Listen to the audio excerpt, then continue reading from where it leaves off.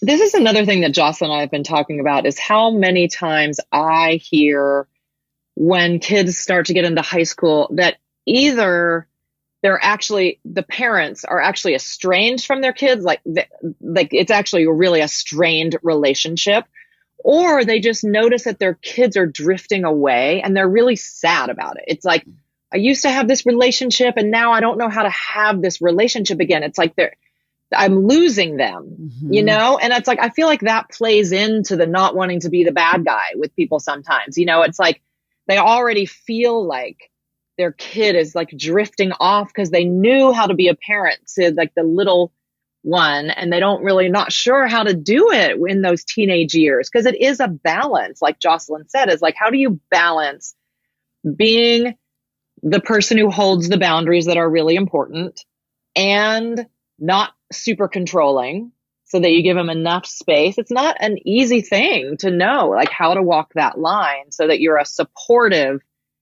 person in their life, but also you're the boundary person, the ultimate boundary person, because someone has to hold them. Because if you don't hold any boundaries, it will not be pretty. The ones they choose usually. Yeah. I mean, I have so many things to say on this. So many things. Bring it on, baby. Bring it on. So, I mean, boundaries is a really interesting thing for me because I really struggle with like setting firm boundaries. So that is a whole hard thing. But I also But why do you struggle with it? Why do you struggle with it? Oh my, I mean, how many hours do we have?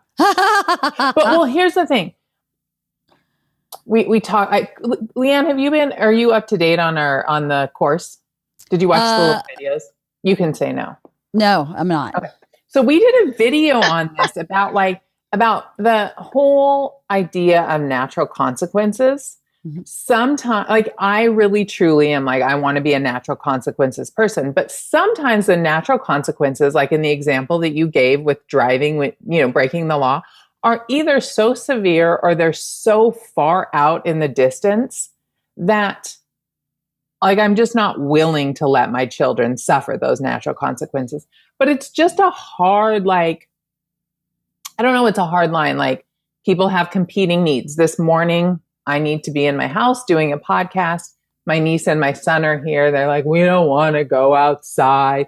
And even small little things like that are kind of hard for me. I'm like, oh my God, like I don't know. It shouldn't be. I made the decision. I was like, no, you guys are going to go outside and play. You'll be fine.